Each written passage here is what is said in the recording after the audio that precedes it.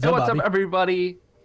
We are live. My name is Bobby. You are here with us at Wedding Film School Live, and I am joined today by Jay. And Jay, I gotta say, I think that this is going to be one of our best live shows. I agree. And we just practiced it for a few minutes. Yeah, if you see us in chat, you'll know that we did about 9 minutes of this show without realizing that we never clicked go live. So, we got our rehearsal in and we're good to go. So now it's not going to suck like always. Yeah, exactly. We know exactly what we're talking about. Hey, yeah. So Bobby, why is this going to be a good show? I just think it's going to be, look, we've got our wedding films that we're going to review. Always a good time, of course, and I know it's very helpful to this community, but I mean, you guys can see it in the title. I think that we just have a really interesting conversation. An important conversation. And an important one, exactly. That is, I think it's interesting and important to me and interesting and important to you, but I also think, like, whether or not you want to be in the luxury market, we have to understand our market, and so I just think this is important to anybody. I think, like, it's also important, like, so I'm going to give you guys just flash it on the screen really quick. Head over, if you want to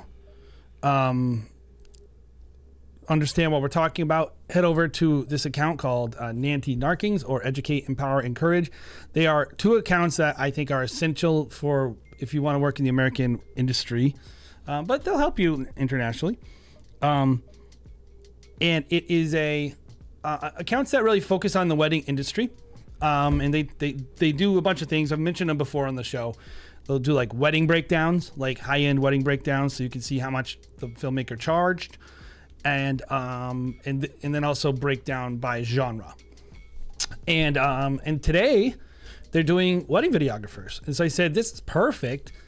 We should talk about it. But so we're gonna get to that. We're gonna discuss the tiers of wedding filmmaking and kind of, do we agree, do we not agree? I got to tell you ahead of time, I don't really totally agree with this list, but I think it's interesting to think about it in terms of tiers, right, Bobby? Yeah, I like that. I mean, I feel like when we've referenced the market, we've always kind of said, like, there are different markets, so it is a similar thing, but it's nice to have, I think some other educators, we all refer to it like this, but it's nice to have what I'm going to call like an outside source show something like this. And look, I'm just being real. It's nice for an outside source that's not, the Knot or this account that's like is, I believe, ran by a high-end luxury wedding planner, by the way. Yeah, that's the thing is it's nice to get some. We'll talk about it more, but it's nice to get some clarity in the industry. It's probably incredibly nice to get clarity as couples, and it's nice for that clarity to be realistic. I think a lot of places are like, oh yeah, weddings, you should budget, or videographer for your wedding, budget $800 to $1,400, and it's like, look, that might be their budget, and that's fine, and there's nothing wrong with that, and there's nothing wrong with starting out, and there's nothing wrong with doing a wedding or two for free or helping a friend or whatever. But, like, to put it out there that that's like the average, while also showing work that is above average, that's what gets me. It's that dichotomy where you're like, well, you can't show off on your Instagram all these nice luxury events that you make look pretty and then make a post about how the video should cost $1,000 when it's like none of the videographers at those weddings cost $1,000. Yes. And I remember, like, when you start in the industry, like, you're really thinking, like, how much is the thing I make worth? You're focused on that. You're focused on, like, I remember when I started, we would, like, I think we charged probably like $2,500 for like a highlight film and like a ceremony. That was like 12 years ago.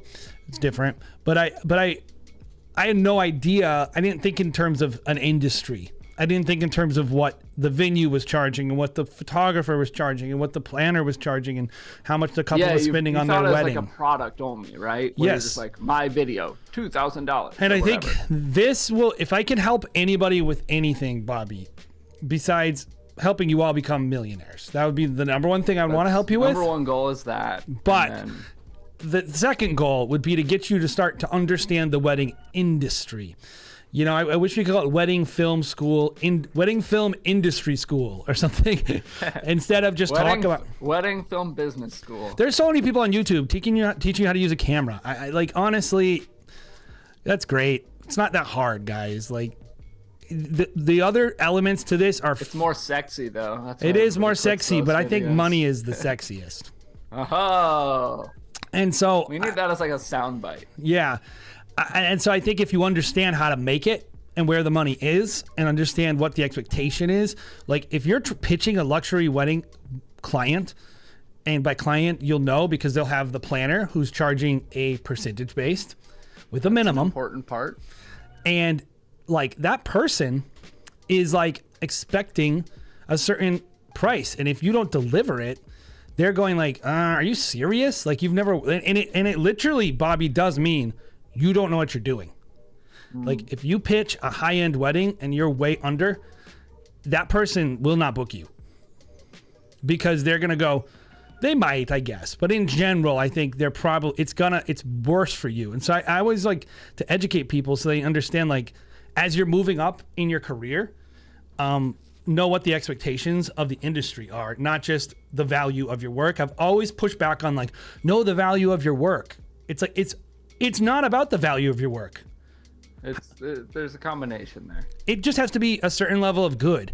But if you're shooting a wedding with like Easton Events or Marcy Bloom, like it's gonna be, you gotta be good to shoot that wedding. Freaking obviously, right? You gotta be bad to make that wedding look bad. That's true too. But you gotta be good. You gotta be good. But like you're coming in at what's going on over there, Bobby? Are you okay? Are you throwing up off camera really quick? I'm trying to change my lighting because on my end it looks great, and then in the Zoom preview it looks so blown out, and then in the real video YouTube link it looks just a little blown out. It's fine. Everybody, tell them to stay seated. It's all good. But I do think I think that's what we want to talk about today. Is like, okay, this is a planner's version, by the way. I look at this and I go, this does not look correct to me, but we'll talk about that. There's some missing things and some things that I would argue. Maybe. Yeah. I mean, based on this, like, still good. Some of the best filmmakers in the industry are luxury. Yeah. And also, if you go look at the rest of her account or his account or whoever's account, if you look throughout their previous weddings and you scroll and you look at the budgets of videographer, these are like $1.2 million weddings with an $8,000 wedding videographer. So it's like almost nobody at any of the weddings that are submitted are $20,000, and it's everybody is lovely. Everyone is just so lovely. Yeah, lovely. They skip the high. They have a high end. There's another category that didn't include. We'll go over. Anyway, let's review a film first. Let's do Let's do that. This is a newer member, Darnell Johnson. You want to do him first? Let's do it.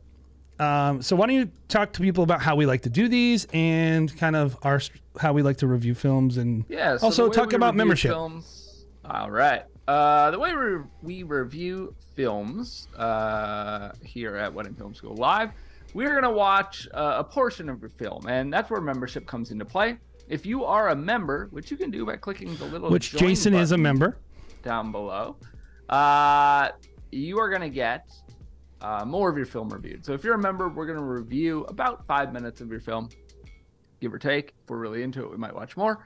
And if you are not a member, we still want you to have the ability to have a film reviewed, but you will have a lower priority, and we will only review about 2 minutes of your film. So first off, consider becoming a member if you want down below. And then once we review your film, whether you are a member or not, we want to, the whole point of this, guys, it's to hang out as a community, but to help you grow as filmmakers. So we want to meet you where you're at. We want to let you know a few things that we think that you did really well, things that we think you excelled in, things that are a strong suit for you as a filmmaker or an editor or whatnot. And then we're going to flip it on the other side and talk about things that we think you could do better, and really focus on, you know, as you do your next film, what could be the most impactful changes that you make. And so all that to say, we're not rating you, we're not grading you, we're not giving you a score. But what we are doing is trying to meet you where you are and help you grow as a filmmaker. Yes. So And this that's is all I got. Jason Darnell, and this is a wedding film. He says, this is our first year doing wedding films. We used A7 III and FX30. I used a hidden camera proposal footage, still photos of the couple to build a story. Still struggle grading with matching cameras, shot primarily on monopod. Have purchased a gimbal. So that's interesting. They charge $1,500 for the film. So this is a filmmaker who is kind of still adding to their gear. New in the industry, and I think it's interesting. I'm interested to see something without gimbal. Even though I'm not anti-gimbal, I think it's one of the most foolish takes in wedding filmmaking is no gimbal. It's stupid. I'm not anti-gimbal either. Let's just be clear. No, you aren't either. Not that you're saying that, but I am maybe a little more harsh on. I care less about what you care about the gimbal, but I also I think we both agree is like there's neither of us disagree on what is a good-looking shot. Yeah, exactly. Yeah. If it looks There's good, lots of ways to ruin your shot. One of them's gimbal. The biggest thing is you just don't need to use that long of the shot too. Like yeah. But regardless, like no, I'm good. Like I think you can walk 20 steps if you want to, but just slow it down and use the same 3 seconds, the best looking 3 seconds. Yeah. But regardless, here's the film. Now it's 5 minutes. I think we'll watch the whole thing because it's a new member, and I want to give them as much feedback as I can. So hopefully, let's make sure this audio works for everybody, and we'll go from there.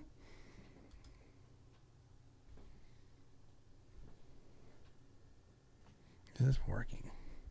Yeah.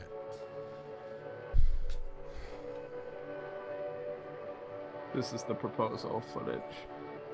Hidden camera. Yo, this is like security cam. That looks a little horror movie-ish.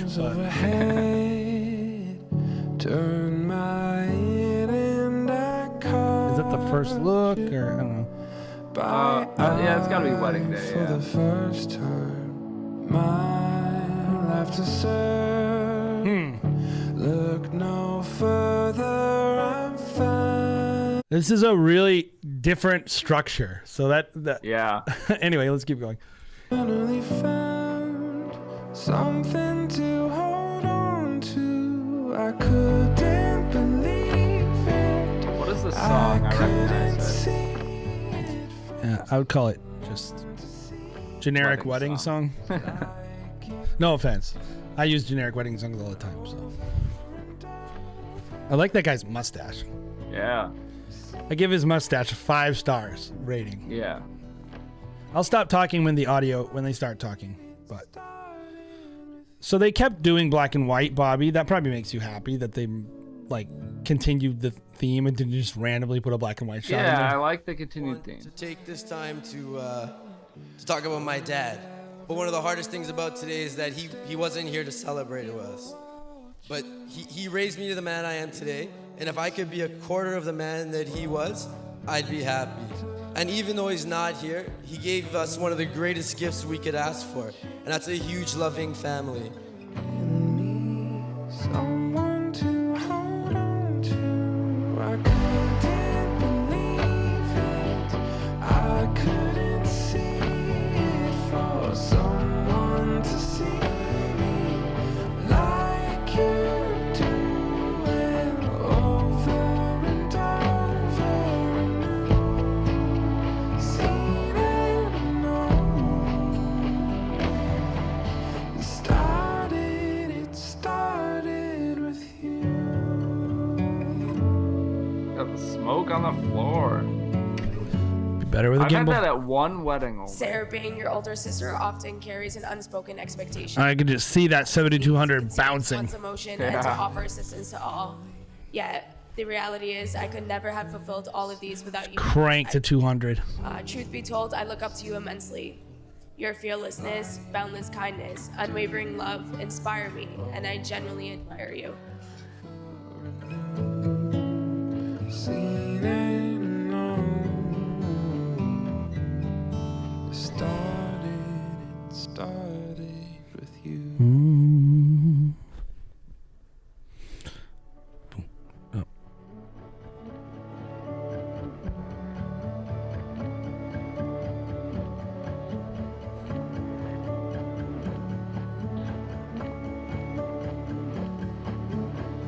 Don't do it, dude. Don't.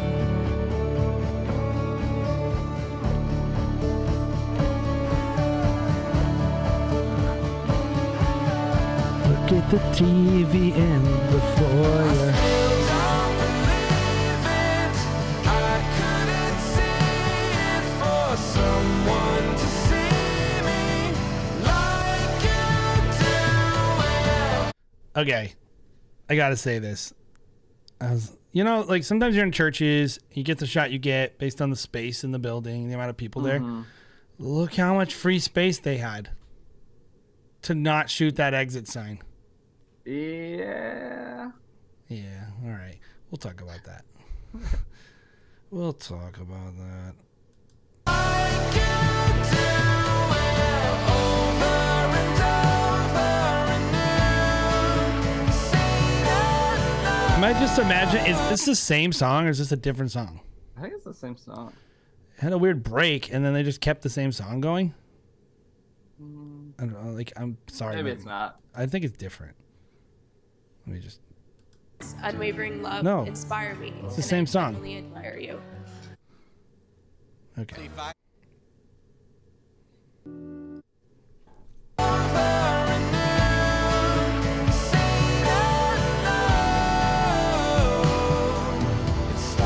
it started with you.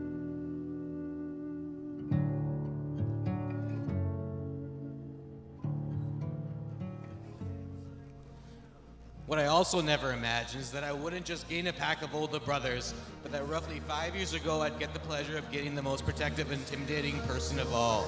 Rara.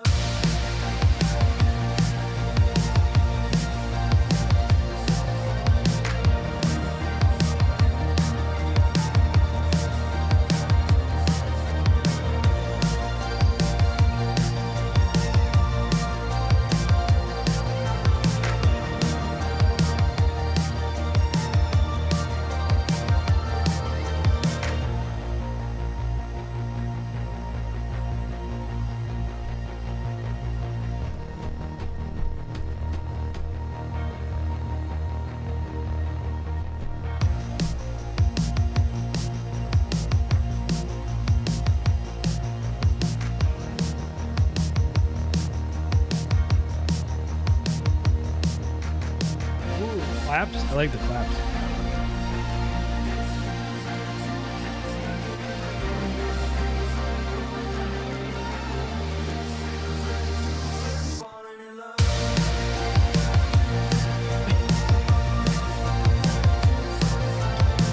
You know what that shaky thing they were all shaking was?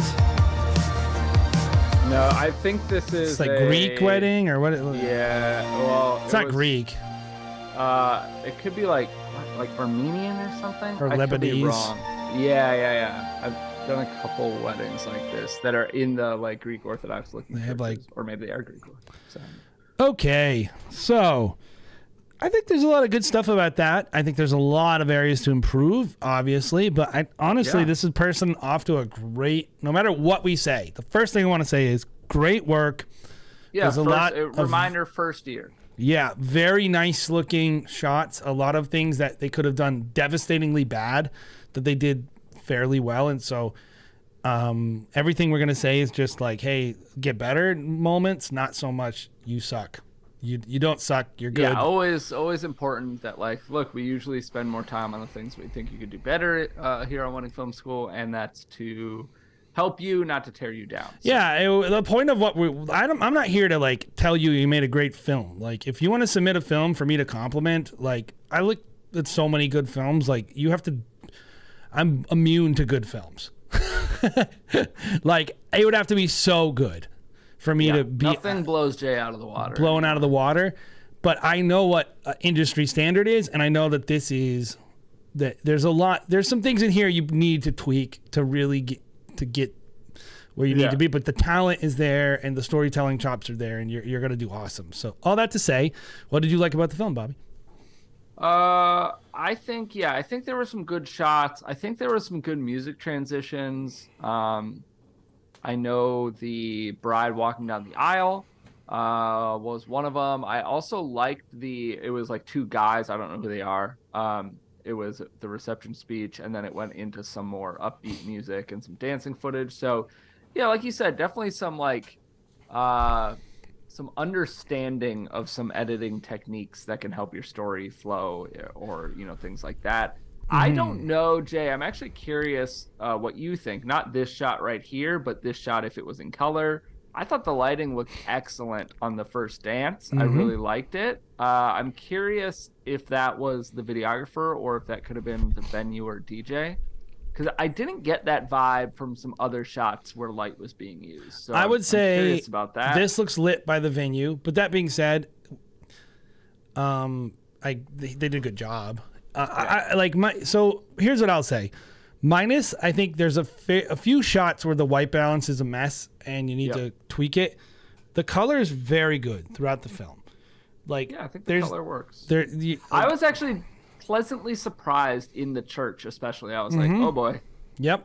Like for first timer, I think this stuff that's all outside and whatnot looks awesome. Looks really good. Minus there's a few overexposures and whatnot, but overall really good. Good color throughout the film. Like, you don't need to get that much better at that. I think you're like pretty much, once you can kind of get down your camera settings a little and really focus on getting a more accurate white balance on site, I think you can keep doing what you're doing color-wise and very good.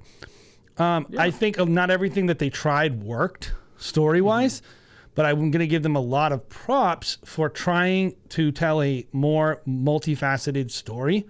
And I know the couple would love it. And I think as you get better and a little more refined in how you do it and maybe implement some of those tools in a more effective way, I think the fact that they have the instinct to implement that stuff speaks very well for their future wedding films.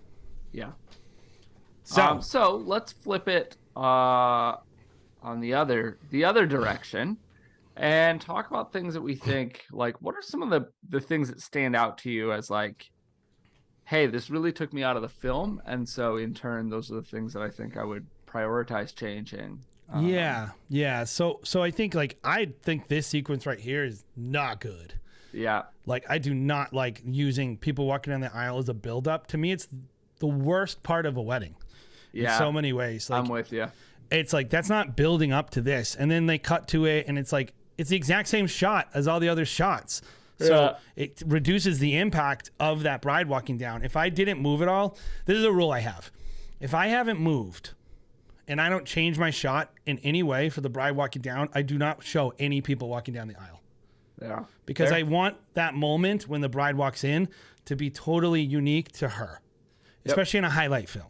Now, when you're delivering the ceremony, that's very different. Like, you're delivering a multicam edit of the ceremony. That's fine. I'm not saying. Oh yeah, 100%. You have to move just to move. I'm just saying I would just not use those other shots for the highlight. Yeah, and so I think throughout the film, there's a lack of understanding on how to create good dynamics and really punctuate a moment. Like, the songs never really capitalize on any of the high points of the music. I think they try a few times. Even something like later in this sequence here, they show the all the photos of the family and the video footage. And I was like, why didn't you put that over when he's talking about his dad? Yeah. When he says, there's some... Oh, you gave us a big family. That's when you play the footage. It's like, because I think that actually prompts it and makes it fit there. Whereas where it was just like, oh, okay, we're photos now. Yeah. Like right there, you'd say, oh, this is the big family that they gave them. Now, whether or not you like it or not is fine. And I like that you put it in there, and I like that they had the instincts and the caring. And then, I think the other big thing, and you'll probably talk about this, and I'll let you have it, but I'll say there's a lot of shooting issues. There's a lot of, you're shooting autofocus clearly, and it's missing focus, which is odd to me, knowing the cameras you're using. So that's one thing that jumped out. It's like the first or second shot you see it hunting for focus. And there's a lot of that throughout.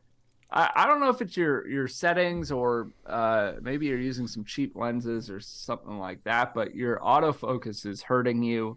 You gotta learn to at least use it better. Yeah, that's my guess.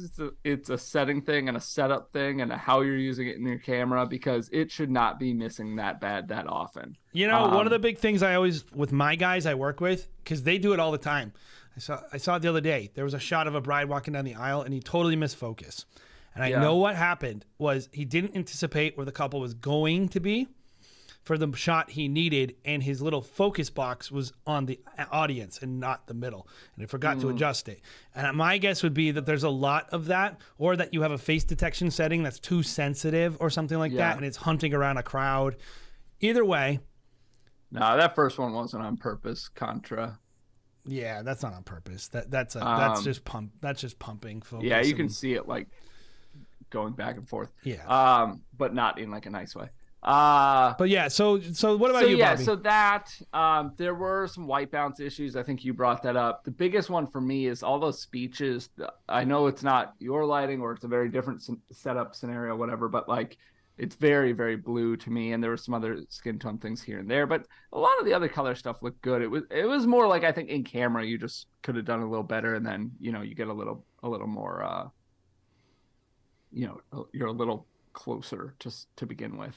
A few framing things. This is weird to me because I actually really do not like that frame that we just saw when he's talking about his dad. That is a mistake frame. I was hoping you'd bring it up. Yeah, there's a couple people in chat, I think that's what they're referring to, that were like, that liked that framing. And I'm like, look, that framing in a creative shot, in a romantic shot, I don't know, maybe you want to get out of the box, you want to get edgy. Okay, fine. But in a speech, to cut them off at like their chest with that much headroom is just an error. Well, it's not even the proper lead. And it's just not motivated. And here's the other issue that with this shot. Look at that back wall. Dang it, it's too short. Look at the back wall in this next one. Look what's happening on that back wall. Oh, come on, dude. Get back to that shot. Did they miss it? Or is it I think we were past it. So when you see this shot, you're going to see this back wall, right? Here we go. It's right after this. It's before. Or see, look at the back wall. Look how much it's banding. Yeah. That's a little mistake, right? But it happens sometimes. You can't avoid it. But by having this framing the way it is, I'm literally it draws my attention right to the back of the thing, and all I can look at is that banding from those LED lights. Yeah. And I'm just like, this is why focus matters so much. Like, not like being unfocused, but I mean, what is the focus of my composition? It needs to draw someone's eye to the right subject and away from the wrong subject. And throughout the film, I saw a lot of composition. Like, when I'm looking at the way that they chose to shoot that bride, even the whole aisle shot, I literally can't stop looking at that TV. Yeah. In the foyer. That's a tough one because you want to get the bride's face and stuff. I mean, there's ways around it. I think if you shot it's from the other side of the aisle, it would have been better. Like if you just swung over a little. It's just like throughout the film, I think and shoot higher instead of lower, and like try to figure out a way to not just have your shot be exit signs and giant TVs and banding, and that's the reason why you get your composition right. So if you're like, oh, it's creative, it's like there's a right and wrong composition, and the composition that forces you to look at the thing you're supposed to be looking at is the composition that's right. The only other things that I would say, a lot of my things are kind of small, like technical things. I think you need to find another audio solution. It looks like you're using an Instamic. There's a lot of echo. I think you get a much better quality feed for that, although that's great backup. And then I don't know if you're running your 70-200 or whatever that lens was, that your long lens on. I mean, we mentioned it bouncing. So if you're on a tripod, you need to get a sturdier tripod than that. If you're on a monopod, that's definitely a monopod. I know that monopod bounce anywhere. I personally wouldn't run it for something long form like that. I'll run a 70-200 on a monopod. I'll run it handheld, heck, for romantics or something. I'll run it because I can do it. But I'm telling you, I'm not gonna sit there for a whole freaking speech though. I would, but that's I wouldn't because I value my wrists and forearms. But if I had to, I would, sure, and I would be, and it would look good because I know how to do it. But you just gotta know, like, you gotta have that lens stabilization on, at the very least, and you gotta know it's gonna do that. And so you could see right here, it's just popping. Yeah. bouncing there. So, and also you probably could fix that with a little bit of just post stabilization. Yeah, you could see what it looks like at least. That seems pretty subtle enough that you could probably turn that into a pretty Regardless, though, lockdown all that to say, really good film. This is a talented filmmaker. I think they're just going to get better and better and better, and I'm very appreciative of the submission, and hopefully we gave you some help. And yeah, I appreciate it as well. I hope one thing that I would really like to see from them is to lean in and figure out kind of their own style. I like that they're taking it slow and like, hey, we're just going to monopod this. We're gonna they're just figure out, learning. 'cause they had some good framing and some good color and whatever. And yeah, they're taking the time to learn, and I like that. I think one thing maybe to focus on as like a big goal for your next season would be to try to figure out kind of how you lean into like what is consistent across your films, what looks similar, what feels similar. Yeah. And have, so, in turn kind of impact, not that you want to impact the day, you don't want to change their day, but I noticed like it could have used I think a lot more like direction with the couple, and some couples don't want to do a lot of photos and whatever, but yeah, they're gonna get good. I think this is a person who's like just learning and getting comfortable, but they're doing a lot of the things that they need to do right when they're starting out, right? And so good job. Yeah, for sure. So you want to talk about this? You want to talk about this pricing The luxury tier market. So Yeah, I'll break put it up on down for screen. y'all if I can find the things. So here we go. So I want to read the post. So if you weren't here in the beginning, this is a post that went out today or yesterday. Or so. It's the most recent post. This is from an account called Nanty Narking. We've talked about it once before on this channel, and they're kind of breaking. What would you say, Jay? Like they're breaking down budgets like this, but they're also showing weddings and showing what it cost broken down. Is that a good way to put it? Yes. It's like insight into the industry, wedding industry as a whole. And while, videographers have been listed on some of the weddings they post and whatever, this is a They post pretty much always have dedicated to videographers, but filmmaking. if you look at their account, like some weddings don't, but in general, they do really two things pretty much. They do tier list of vendors, like this one, and then they do wedding breakdowns. And they'll take like weddings, they'll say, here's a total budget. They usually will have a focus on the per guest spend, which is a number I want to educate all of you guys on. You need to be looking at per guest spend. If you're trying to get into the luxury market, that's like the number one number, because that determines your piece of the pie. But today they did videographers, and they've been doing other ones, and I think you should check out their whole account, go give them a follow. It's going to help you a lot. But also, I personally looked at this and I said, mostly really good. I do have a difference of opinion in a couple areas, and I feel pretty I think effectively say that some of these are a little bit off. But yeah, I think it's tough because the reality is, first of all, right off the bat, we're just going to say it, this is US based. Not that other people don't spend this much elsewhere, but I think this is a little more specific to US based. And I'll also say, because I think we do need to say it, in the post it says this is 4 of 8.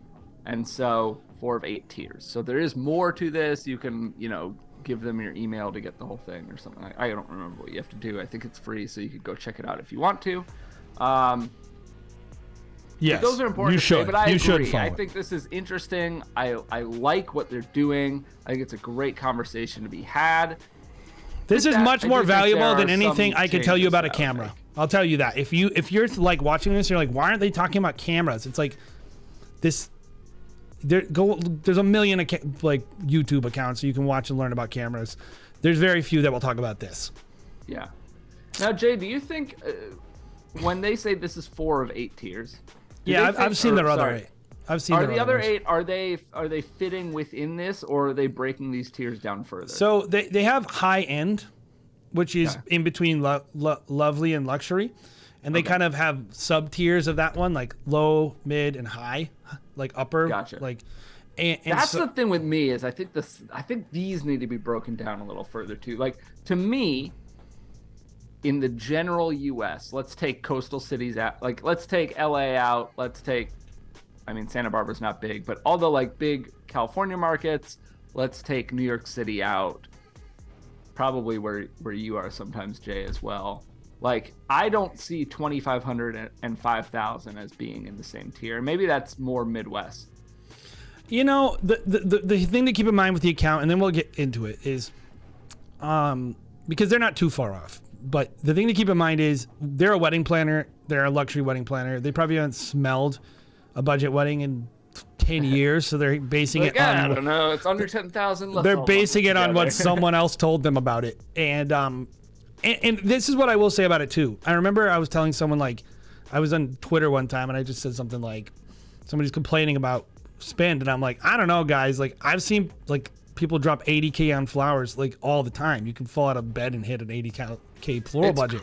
Crazy. And like, if you've never encountered that, like the average person in the world has never encountered that, and the average wedding filmmaker, the average person who's working this industry, has never ever encountered $100,000 floral budget, let alone a $10,000 wedding filmmaking budget. And so when I say that, they're like, what are you talking about? You live in a fantasy world. And they're just coming at me. I got married at the VFW hall in my place, and we had Gino's Catering do it. And you're like, Yeah. that's cool, dude. Like, I'm not better than you. What you're doing is awesome. Oh yeah, It's everybody's great. wedding should But be whatever they want. you're not participating in the wedding industry. That's what you need to understand. Like, that's a church. You got the church basement with a local pizza shop catering. They're not a wedding vendor. They're a restaurant. That's not a wedding vendor. That's a church. That's your uncle doing film. Like, that's nothing wrong with that. So I think in terms of actually participating in the wedding industry, I'm kind of okay with this budget. I'd say the caveat, the little asterisk would be budget in the wedding industry.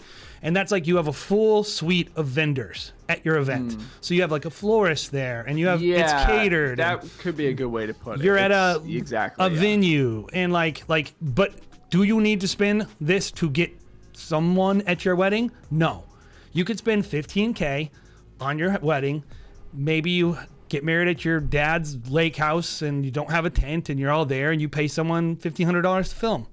And for a lot of people watching this, maybe that's where they are in their career, and that's great. That's awesome. But anyway, all that to say, I think these numbers are too high, in my opinion. I know a lot of the top filmmakers in the industry, and many of them I would consider luxury, are showing up for less than $20,000. Now, the caveat is this. Luxury weddings are almost never single day. Yeah, I think that's where you start to hit some of these numbers. It's like inherently, if you're doing a luxury, we're talking what, $1 million wedding or something, right? If you just look at it, it's like total investment in wedding filmmaking. Yes, $20,000 is pretty normal because people are showing up. You know, they have a travel day, a pre-party day, and like it's a whole event. It's a weekend. 3 days of coverage is not out of the norm. 3 days of coverage is not out of the norm. It's very average and normal. And so if you're doing 3 days of coverage, like, think of it this way, like a lot of you guys watching this are charging $4,500 for your wedding film. You would be considered budget, right? Well, if you did 3 days of coverage, you'd be charging 12 grand. You'd be somewhere above lovely. Yeah, you'd be in the I think they call it the high end. So some of it is like a little misleading because they're not. It's hard because you can't take that into account because you got to make this easily digestible. It is. Yeah. That being said, I think it's a little high because I think there are a lot of people that are luxury wedding filmmakers, and if you look at even at the breakdown of all their events on their page, and you look at the wedding videographer budget, it's almost never above $20,000, and it'll be like a $1 million event, and you're telling me that's not a luxury wedding? It is. So I think it's a little high, but I will say not too far off. Not too far off. And a lot of the educators or the top wedding filmmakers that all of you guys are interested in are charging around that or more. And, you know, I mean, I can tell you, like, when we are doing like we're at the point with Huxley Film that we're charging $12K for a single day of coverage. That's a good place to be. Because we can, because we want to control demand and all that junk. So I don't know. All that to say, the question I have, Bobby, is the question I think a lot of people have, which is, first of all, should I even care about this? Maybe. And second of all, how should you be pricing yourself? Like, because I look at that guy who just submitted. I think their price was correct based on some of the What was mistakes it I again? saw. I $1,500. forget. $1,500. Okay. So I look at that film. We'll use that as an example. To me, they need some seasoning and experience before they can really get into. And I think that's why, like, when you look at that $1,500, a lot of people are like, I'm charging $1,500. It's like, yeah, but like you're pretty inexperienced. Like you're not even you're not full time. Like you're doing it as a part-time gig. I think $2,500 is pretty much a start if you want to do this full time. Like, Well, I don't think you can survive on this as your full-time income if you're charging less than $2,500. That's even tough. Without a team. yeah, you'd have to have a business model if you're around doing it. 200 weddings and you have 7 teams and whatever, those numbers are just made up in my head. But like, then it's possible where it's volume that makes you hit 100K in sales or whatever. But For sure. yeah, But anyway, Bobby, what are your thoughts? I think, like I said, I think that this is really interesting. I love that they put this out here. I also love that I agree. I think if anything, these numbers are a little skewed high in some ways. And I am, years and years and years of videographers getting skewed low in every, budget guide that comes out. I'm here for this. I'm totally fine with it being a little higher. And I think, I think I have my finger on the pulse of the market pretty well. And I would agree. I think, look, there are people doing weddings at $20,000, $30,000, $40,000 and more for their films, but it's probably not often a one-day thing, like you said. And so I think that needs to be taken into account here. But I think the thing that you can learn from this is, first of all, I think more people need to think day rate in their mind, and how much am I making per day, and charging for travel days, and charging for like the days that you can't do other work. You need to pay for that. And high-end filmmakers are charging for that.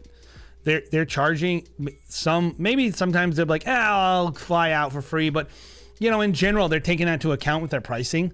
They're not just looking at the day they're shooting the wedding. They're thinking about all the things. And that is going to help you get your price up. And people understand that, right?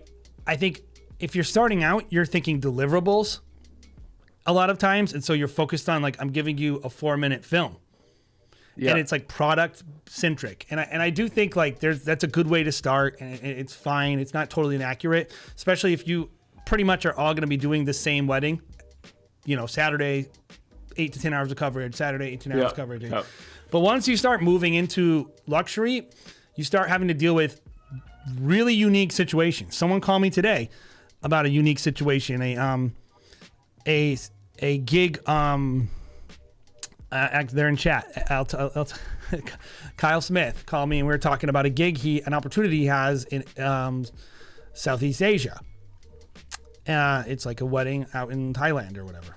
Mm-hmm. And he's just talking about, what do I do here? What do I do there?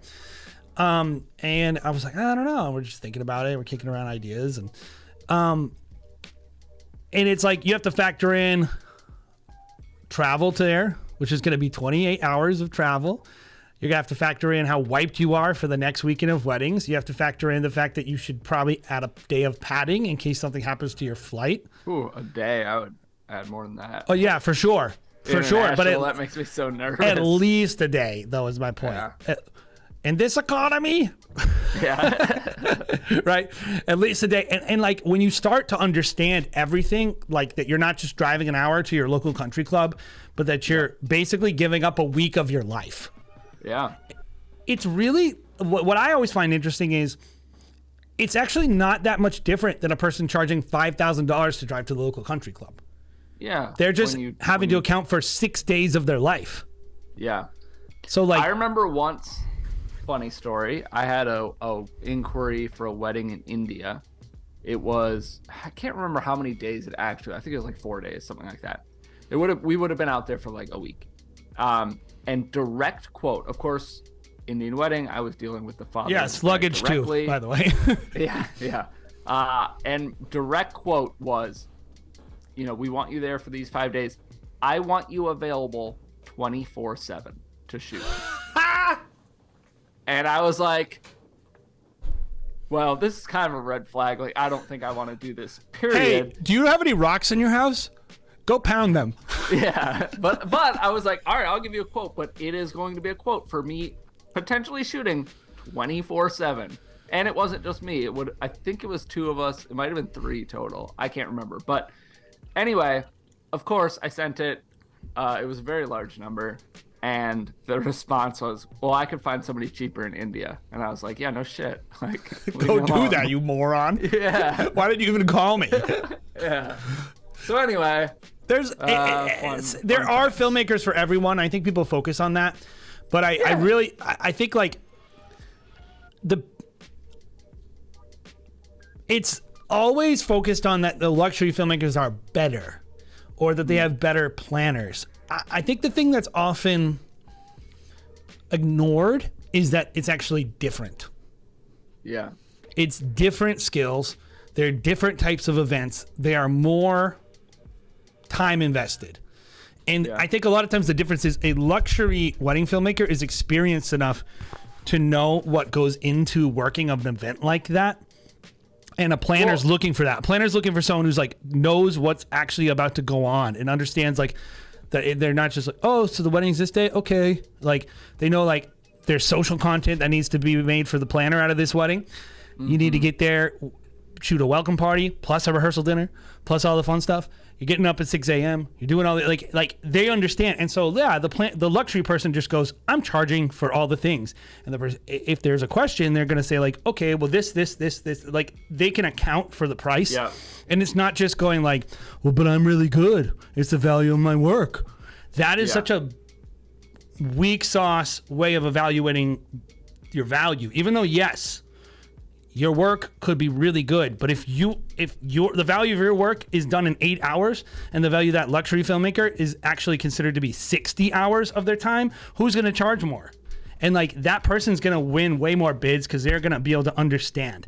And the more that you work in weddings, the more that you understand that you're charging for a deliverable and you're charging for your time though, really. And then of course, as you gain reputation and you grow, you're charging for your brand too. And like it's a multi-layered. It's like a deliverable, your time, plus your brand and your artistry. And that's what a luxury filmmaker is charging for. They're not just charging. And as you like, if you don't have a brand, well, you can't sell the brand. If you are only getting 8-hour weddings, then you can only charge 8-hour weddings. And like as you get more opportunities and your brand grows and the weddings grow in scale that need more of your time and your deliverables get better and you get better at selling them, the price goes up. And it's actually a lot more logical and natural than people think. But I think a lot of people really only focus on the quality of the film and they don't focus on all the things that go into it. I'm using a new term, by the way, Bobby. Like, and I might change at least my high-end brand over to this because to me, I'm not a wedding filmmaker. I'm an event filmmaker. I'm a storyteller. Oh, really? Nice. I'm not a videographer. I'm Videographer. I know how to cover live events. Yeah. That's my skill. Interesting. And we're fast at editing, right? And so True, like yeah. I know the wedding industry, I know how to help wedding planners, and I know how to create stories that couples love, but like I think that's really what it is. The more you grow in the industry, the more the understanding of live events and the pressure and the understanding the complications behind them matter, and the less, oh, I got a sick gimbal shot during a portrait session. Yeah. Anyway, That's me ranting. I think I have two more things to say on this topic. Okay. They're basically one and the same. But Great. I think it's important to note that Larev is in chat saying that I don't know what I'm talking about. Yeah, he says you're bad. You're not or she. luxury. I don't know who actually is on the account right now. But this was the comment. It says the best thing about this is that it's for the couples to see, and hopefully people won't expect a $1,500 wedding film. So I think it is important. That's kind of the vibe I got too. It is helpful for the industry. It is helpful for us to look at this. It is helpful to calibrate with this in mind and to just take it in. And take it at, you don't have to take it at face value necessarily, but to just see it. But I agree that I think that the target for this account is more for couples and potential couples. And so, like I said kind of early on, one of the things I love about it is that.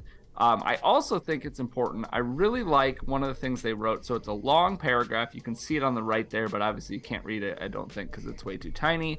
So I'm going to read the last paragraph, which I just personally, I don't think we as filmmakers or videographers or storytellers or event coverage people or whatever your word was, I don't think that we all know we don't get a whole lot of love, except for when people love our work. That's always great. But like, there's not a whole lot of people standing up for us in this industry, I feel like. And so that's why I like seeing something like this. That's why I like seeing something like this that I even think is skewed a little high. But also the last part of their post says, and I just think it's important because shout out to this account, it says, videographers have many overhead costs and it's a very time-consuming process for videographers in the post-production phase.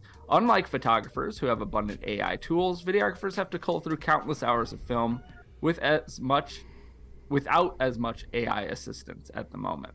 They are creating deliverables for the couple, but also responsible for creating extra deliverables for the vendors with quick and immediate turnarounds. All of this is very time consuming, and videographers also spend thousands of dollars on cameras, equipment, editing software, subscription costs, on-site teams, and more each year.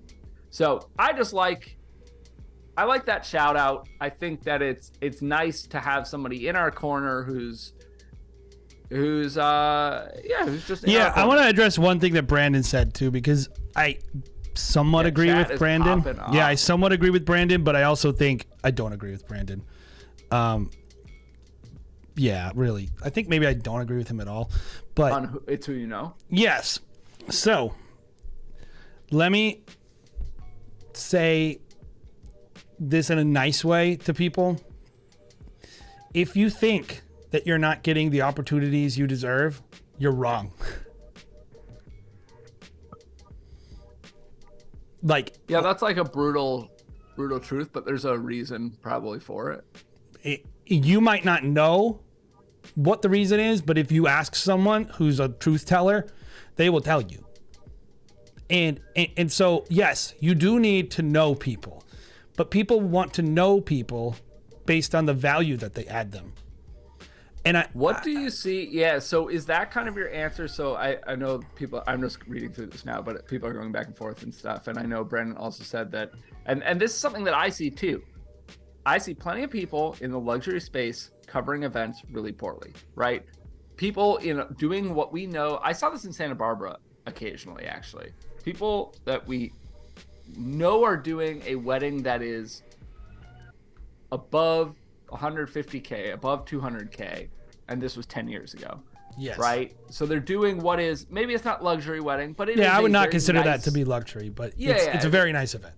Yeah, and there are some that would be above that too, right? But like, I know they're doing a wedding at one of the nicer venues in Santa Barbara it is a very nice place to have a wedding. They are spending money on this. Maybe it's not $1 million, but and the film is bad. Yeah, I think, and sometimes that will just only happens. take you so far, though. Like there are. So what I will say is, it's not exclusively merit. Clearly, like there are people at the top of the industry who, some people who are not at the top of the industry are better than them, in terms of the film. And I would agree that it is who you know. I think the mix is what's important. No, because I do think trust is. It is who you know, but but being a good salesperson, being likable, being good at networking. Those are skills that you must have. There is merit to those skills. It is not just the film that you deliver. If you're a pain, if you are slow, if you don't understand the industry, if you are constantly causing interruptions, confusing for the couple or the planner. If you dress terrible, if you're in horrible shape, if you don't present yourself in a way that looks good, there is merit to those things. In no other industry, in every industry, the people at the top are not just good at what they do. They're good at a lot of things. And the people at the top of the industry are good at all the things they need to be good at. Yeah. Like David Chan, he's not a big talker in the industry, but he's big in the industry. If you've never heard David Chan films, go to his website. Go to his social media account.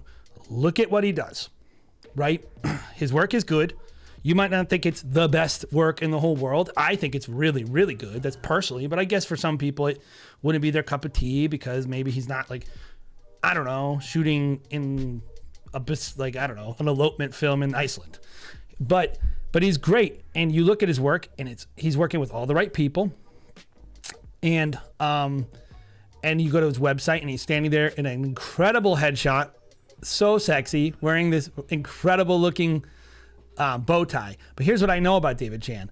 I went to engage with Derek Chan. Sorry, not David Chan. Why do I keep calling him David Chan? That's a different person. That's like the chef. Derek Chan. What I know about Derek, so yeah, go check out Derek's work. I went to engage with Derek, and he was the filmmaker at Engage.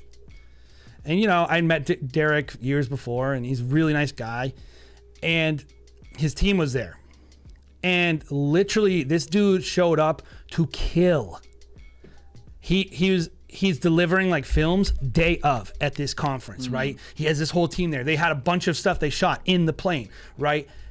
They played a video that they shot content for 20 minutes before and put these shots in the video and then played it for the audience. You don't think every planner in that room said, dang. Yeah. That guy, you want to talk about merit? He got merit.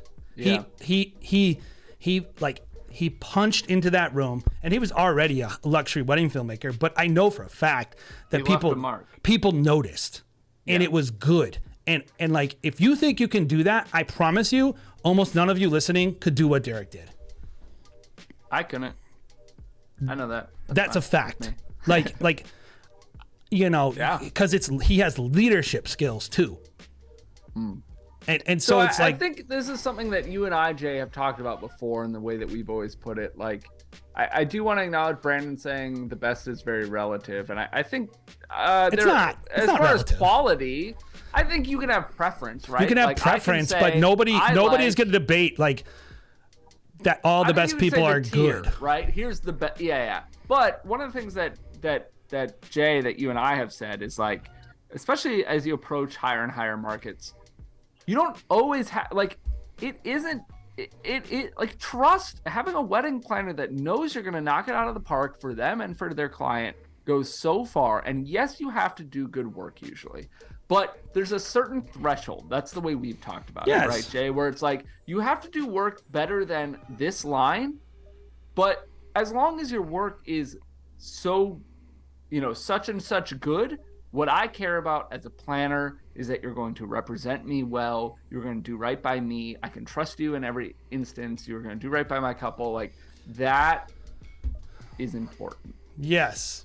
And so yes, quality is important. You can't do terrible films and get luxury planners to, I would say there was a day and time in our industry where some of the people at the top of the industry just knew people. I feel like there was a time, years ago.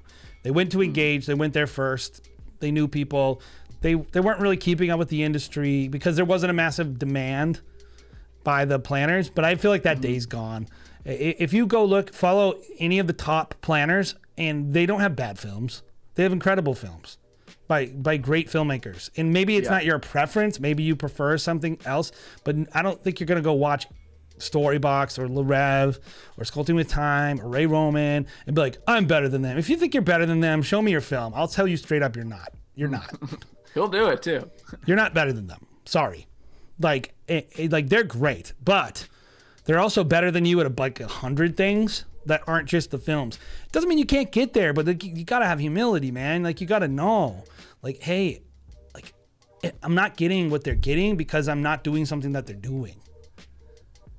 And like, I gotta figure out what that is. By the way, not everyone should want what they're doing. What they're doing is unique to them and their skill set. They're not necessarily making more profit than you. They're just doing, you know, different types of events. So it's not that they're like people are better or whatever, but like the standard is way higher in the luxury wedding side. And like, we're just breaking in with my company. And I will say, like, it used to be that I couldn't break in because my work didn't matter as much. But as it starts to matter more, it's easier for me to get opportunities because we're good. And like planners are getting an eye for this now. And they're starting to understand like, oh, this guy's good. I want this guy on my shoot. They're adding value. Right. And it's like, do you want to add value to someone? Like, that's how you got to look at it. And like, if you just think like it doesn't matter, all I got to do is go to engage and that's why this person has it. Maybe 10 years ago, but that's not true anymore. I don't think. So, yeah. But anyway, interesting discussion. Wherever, no matter where you are, like you could be budget, lovely, ultra luxury, and you could walk away. Maybe not ultra luxury. If you're doing 10 weddings at 50K, you're gonna have a hard time beating somebody's margins there. But like you could make a great profit at any of these markets, and do a great job. Create a business plan around it. Yeah. Yeah. It's good. So, and it doesn't mean like. If you might actually, sure, you might be the best wedding filmmaker and you just don't care about playing the game. I have a friend of mine, he's a wedding photographer. Do you have any people like that you know that are really good, but they just don't care about the industry? Yeah, I've definitely known some people in my career like that. Yeah, so I know this one guy and he's my favorite photographer. Like his work is absolutely stunning. He's one of my very favorite and he's so fun to shoot with. And this guy, one time he told a planner, the planner's assistant walks up, and because he doesn't care at all. He's like, he keeps his prices to the point so he can do whatever he wants. Mm-hmm. He doesn't have to do anything he doesn't want. And the planner walks in and is like, all right, guys, I just need to let you guys know. She tells us this second, like, all of your outfits, there's an H&M right over there. You're not dressed appropriately for this wedding. Y'all need to change. Yeah. And so the assistant's like, oh shoot, I'm gonna go say this to like the photographer, and the photographer, like he knows the photographer, and he knows what their photographer's gonna say. And he goes to the photographer. It's like, the planner's assistant said that we're not dressed appropriately and we all need to change. And so there's an H&M, and he's like trying to do what the planner said. And the photographer goes, tell him to go F himself. And then she's like, and then he's like, fine, hold on. And he walks into the room in front of the planner and goes to the mother of the bride. He goes, hey, you see how I'm dressed? You see how they're dressed? Do you like how I'm dressed? And the mom's like, I think you look great. And then he looks over at the planner and goes, they think we look fine. We're not changing. Goes back, shoots. He's never getting a referral again. Yeah, not from that planner. Doesn't care. He doesn't care. And like, he's doing what he wants to do. And like, I respect him for that. I think it's hysterical, by the way.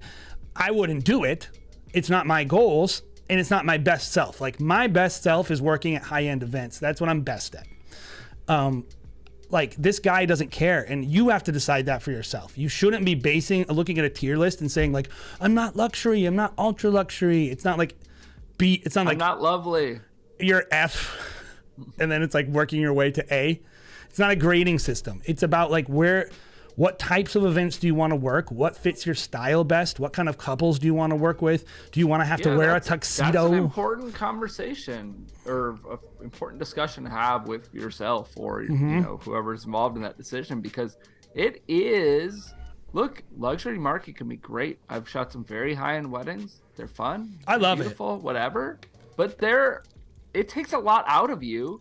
And it's also like, there is definitely a part of me a while ago, I would say less so now, I'm a little more interested now, but like there was a part of me that was like, I really don't want to, like, I'll take one or two of these a year. That's fine. That's great.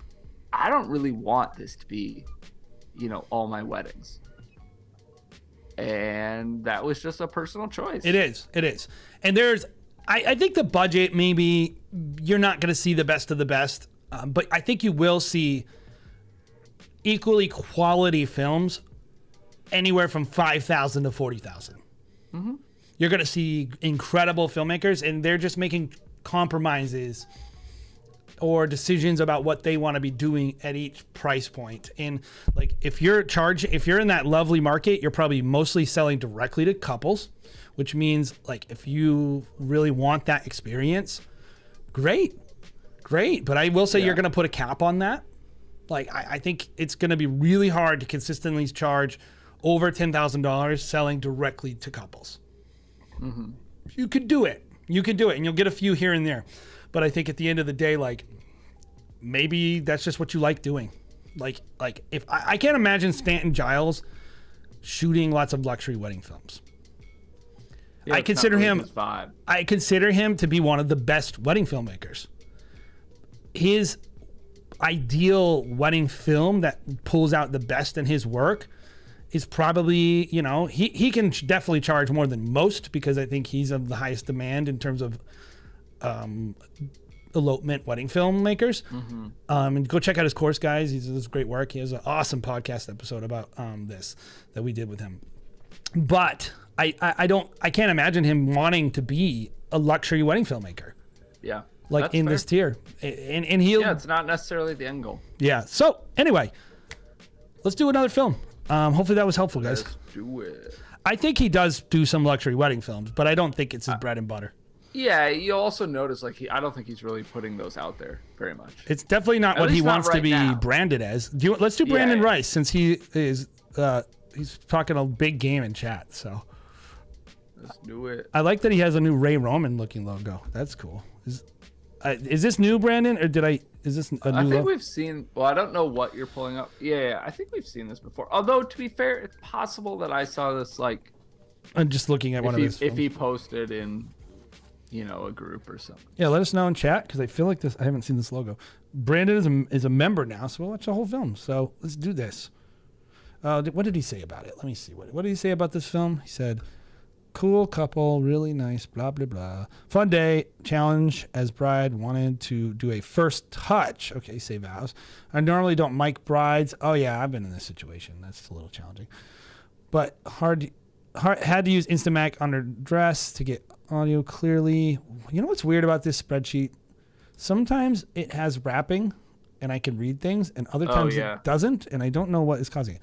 But he was happy with the results. I did all that, kind of safe to say. He liked how it sounded. So interesting. Let's check it out. 6 hours of coverage, just a highlight film. And yeah, here it is.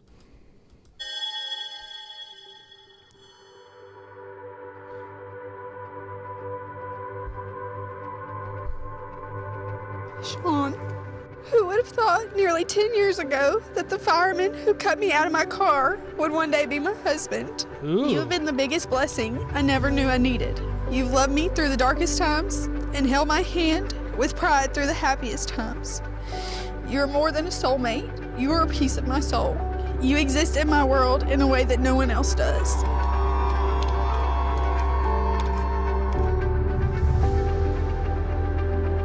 Out of all the promotions I've received in my life, boyfriend to husband is my most cherished one. To describe how happy, proud, and grateful I am, I would simply need more words than I have in this moment. Thank you for accepting me for who I am. I know that you are going to be the most beautiful bride today, and I will do my absolute best to make you the happiest wife ever. Here's to a lifetime together, baby. How would he even Yours now and know? Forever, Sean. He's only had one. What's he got to compare it to? I love you too, baby.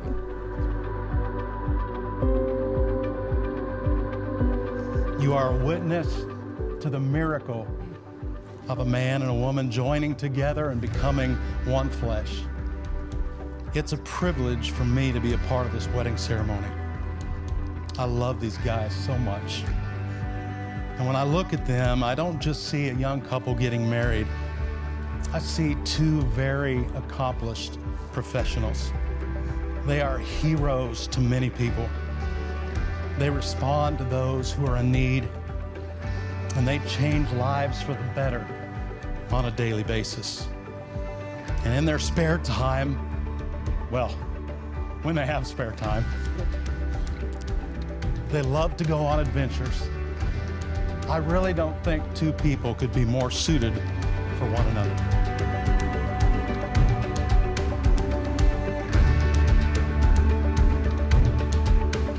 Time lapse, eh?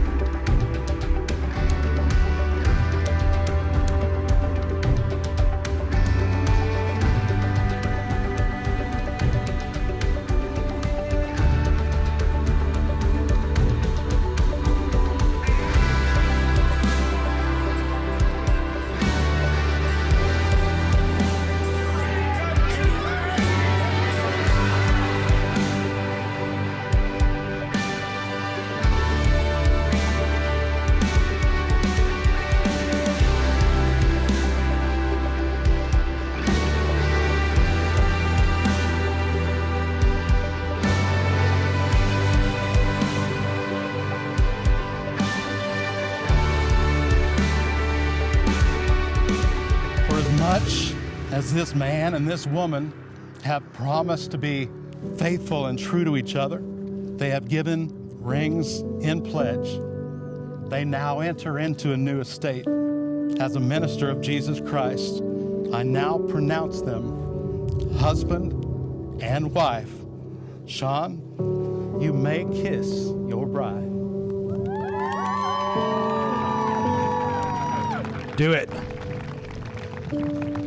It is my privilege to announce, for the first time, give it up for Mr. and Mrs. Sean and Taylor Raymond.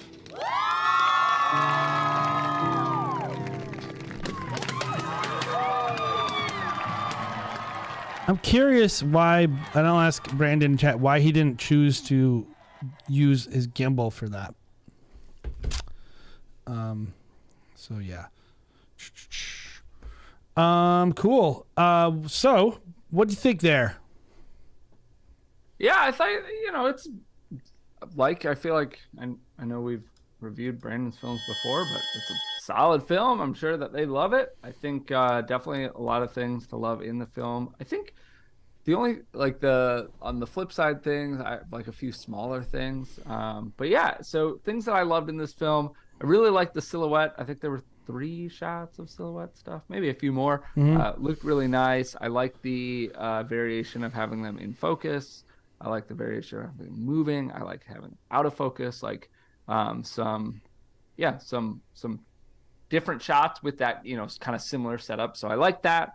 I thought you had really clean audio. Audio is very, very solid, very good. Yeah, it just sounded really nice. And then there was something else that I really liked. I mean, I think just in general, the coverage is really solid, and this is what I say. Like this, obviously, I know Brandon, so like sometimes when you give people like, "Oh, you're improving," it's like I'm not. It feels weird because you're trying to I'm not trying to big time Brandon, but I look at it and I'm like, I feel like the color has improved.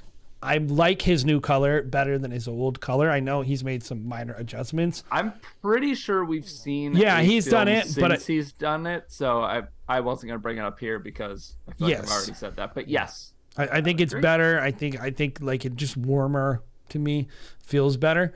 And yeah, I think in terms of you can tell like Brandon's a sentimental guy, right? Mm-hmm. And you could see that in the way he likes to portray his couples, like shots like that shine the intimacy and like those connection shots. And so I think like the thing that's the strongest about this film to me is just, leaning into those emotional moments and that emotion. I'm sure they really felt that and got connected to that. And I think that was successful.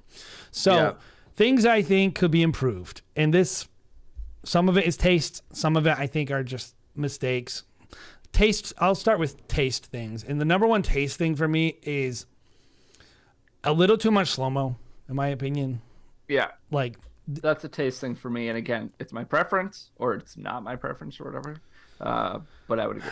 I think these shots right here, these detail shots, should be on a different lens with more compression. I feel like they're showing off like a rubber tent like roof, like not with no bokeh, and like I don't think that looks great.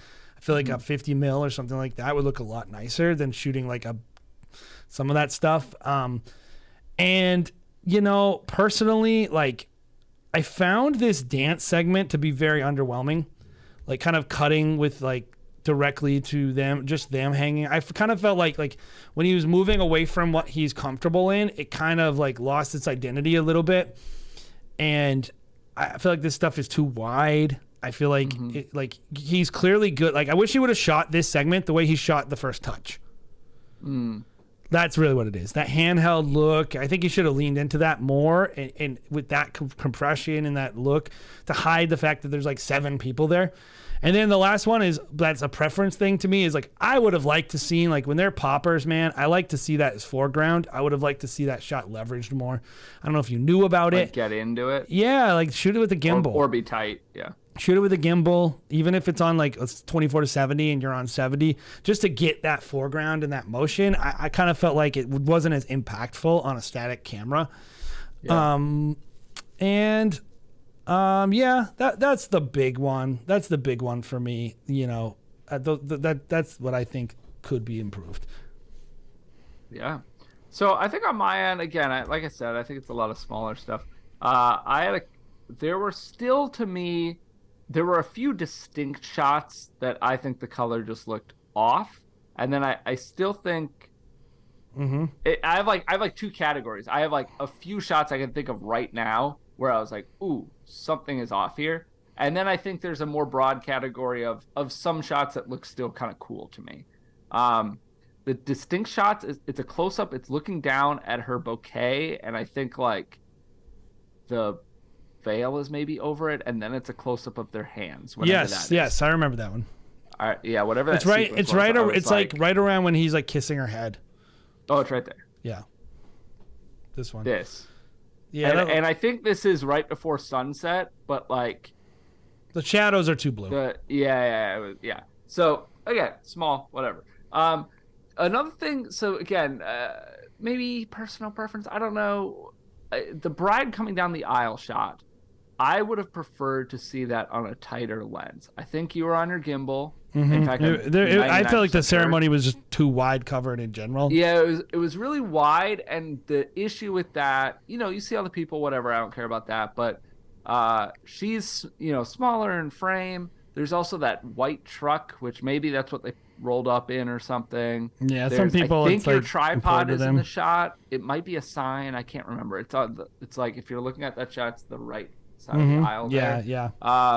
So stuff like that, where it's like, look, this is something only me and Jay and other filmmakers would ever pick up on, and you're not making it for us, so it doesn't matter. And they literally will never that will not register with them.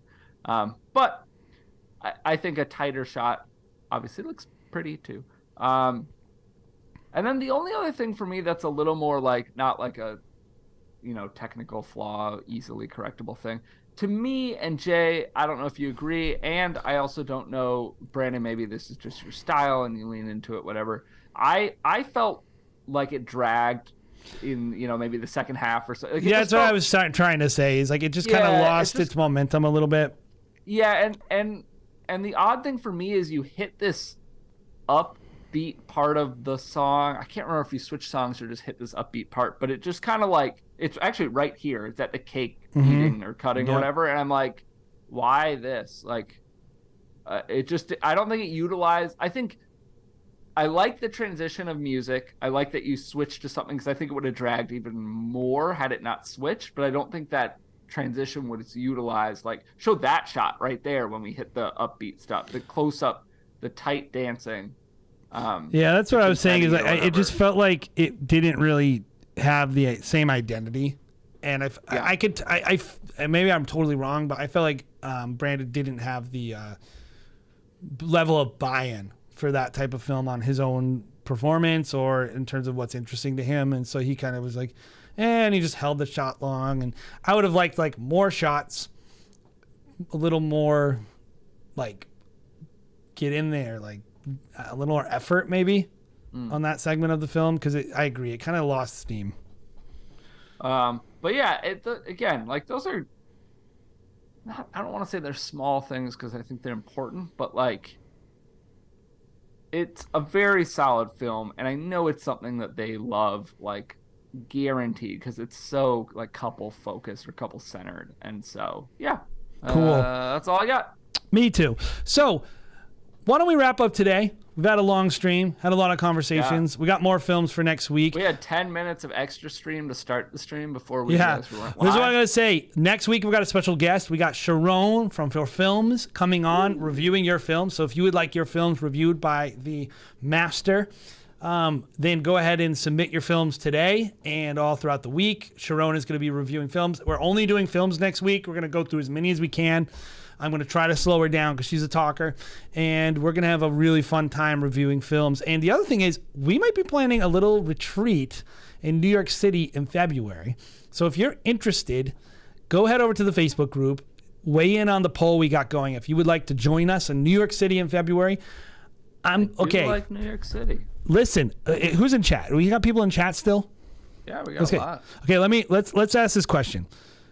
Would you prefer a super high end, like wellness, like rejuvenation with some guided discussions, focused retreat at a very high end hotel? Like I'm thinking like possibly Amman, New York. That would be very pricey, but incredible. Or would you prefer maybe something a little more affordable at something a little more approachable, but we're kind of not in maybe as a relaxing environment, maybe a little more like that? What do you guys think? What's the way to go? Like way up there, go for it. Do we have an appetite for that kind of event, luxury kind of retreat, or do we want to do something more chill that's a little more affordable? Do we want luxury or do we want lovely? Do we want a lovely or an ultra luxury? Exactly. What do you want? I'd love to hear it in chat. If you would be, even if you don't want to go, what do you think would be cooler? The other thing is no one wants to do, I actually would like to go to Stowe, Vermont, but all the feedback I'm getting, by the way, guys, about this event is that they want it to be within like 30 minutes of the airport so they don't have to rent a car. So I'm taking that feedback into account. Definitely makes things easier. Lovely. Everyone wants to do lovely. Okay. All right. So, I love Vermont. I would like to do it in Vermont, but I think you would have a hard time. The only people who would show up is you and Minnesota filmmakers, because they'd be like, oh, it's a little warmer here. Well, mainly like the idea of like headed over there in a plane and then having to drive 2 hours to get to the hotel. I think that's less fun. You're gonna lose people on that. So anyway, let me know. But here's the deal. Weigh in the chat. Yes, I'm with you, Larev. If you want to join us at Amman, New York, let's have this conversation, because I'm in talks with them, and I'm very interested in that. But let us know in chat. But also head over to the Facebook group. Weigh in if you would like to go hang out for 2 or 3 days with a bunch of other filmmakers. Not even a bunch. We're going to keep it really exclusive. 20 to 25 people only, and guided discussions. Not really a typical speaker setup.